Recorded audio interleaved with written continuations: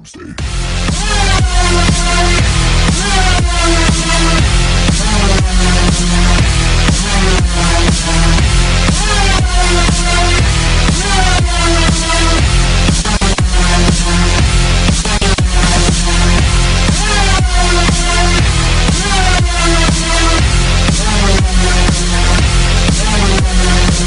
back, Going 5-Hole Podcast, NHL Season Preview Rankings.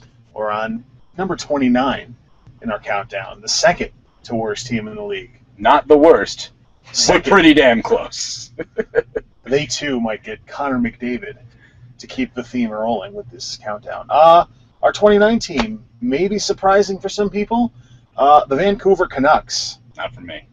I mean, sure, let's go with it. Because, you know what, I'm with you. Go ahead. I mean, for me, mostly, and I know some of our followers might not agree, but I don't think you could call yourself a rebuilding team, which you needed to be, which they needed to be, and then go out and sign Ryan Miller. I don't quite understand that. Because, I mean, if you're a rebuilding team, you want to play to win, obviously, but you also kind of want to – you don't want to have an elite goalie like Ryan Miller because, A, you're killing cap space, and you're giving away draft picks and things like that. So, I mean, I think that they did make and then the one player that they could have built a franchise around, and Ryan Kessler, they traded away. So that's kind of two contradictory moves right there to me. And people could say, oh, well, they still have the Sundins and they still have Burrows. They're getting older. They're getting way older. And, I mean, granted, they're not Teemu Selanne age, but both the Sundins are 33, and Burrows, I think, is 33, 34.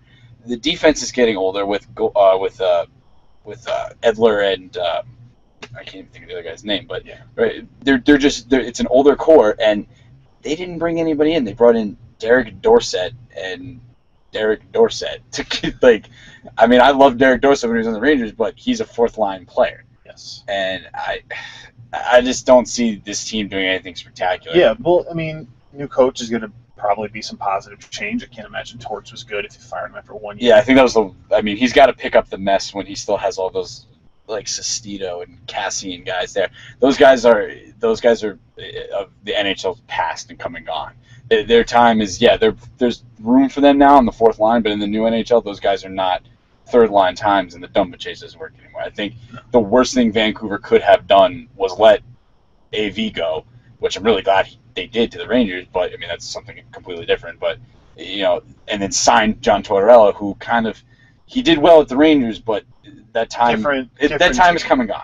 That type of hockey. Yeah, different team. It's way different. You're looking at ever since the lockout. And then first lockout. They kind of tipped their hand about rebuilding when they traded Roberto Luongo away. Yeah, but then his contract was bad, so I get it, but.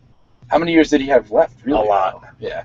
But, I mean, he could have retired. For a lot of money. Yeah, he could have, but they traded him, so whatever. Yeah, no, but the problem is you trade Kessler after you sign Miller. Like you said, you're being counterproductive. What are you doing? Did Ryan Miller walk into another Buffalo situation? Not as bad. Yeah. But Ryan Miller had Buffalo on his back. I mean, looking at their roster right now, their biggest offseason signing was Radim Vrbata and Nick Bonino. Those guys, Radim Vrbata 33 and Nick Bonino's 26, but Nick Bonino's a third-line guy, maybe. I just don't see that. And as far as defense goes, they still have Bieksa, who's 33, and then Edler, who's 28, and then Hamhuis, who's 31. 28's not exactly old, maybe the prime of your career, but you're starting to tail off. And as a defenseman, he's a top 4, maybe top 6 defenseman.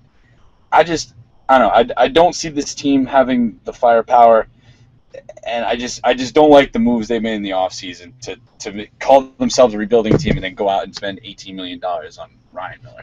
I don't understand it, but I'm not a GM. But. Yeah, I mean, look, St. Louis balked at re-signing him.